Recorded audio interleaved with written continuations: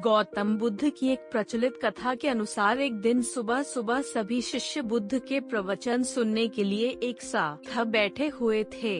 कुछ देर बाद बुद्ध अपने साथ एक रस्सी लेकर आए। तथागत के हाथ में रस्सी देखकर सभी शिष्यों को हैरानी हुई। बुद्ध अपने आसन पर बैठे और उन्होंने रस्सी में एक के बाद एक 3 गांठ बांध दी। इसके बाद उन्होंने शिष्यों से पूछा कि क्या ये वही रस्सी है जो गांठ बांधने से पहले थी। इस प्रश्न के जवाब में एक शिष्य ने कहा कि तथागत, इसका उत्तर थोड़ा मुश्किल है। ये हमारे देखने के तरीके पर निर्भर करता है। एक तरह से तो रस्सी वही है, उसमें कोई बदलाव नहीं है। एक अन्य शिष्य ने कहा कि अब इसमें 3 गांठें लगी हुई हैं, जो कि पहले रस्सी में नहीं थी। इसे बदला हुआ भी कह सकते हैं। कुछ शिष्यों ने कहा कि वास्तव में मूल रूप से रस्सी वही है, लेकिन बदली हुई दिख है, लेकिन इसका मूल स्वरूप बदला नहीं है।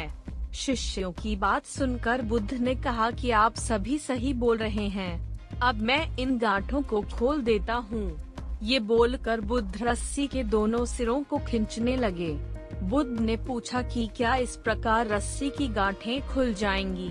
सभी शिष्यों ने कहा कि नहीं, ऐसा करने से तो गांठें और ज्यादा कस जाएंगी, इन्हें खोलना और मुश्किल हो जाएगा।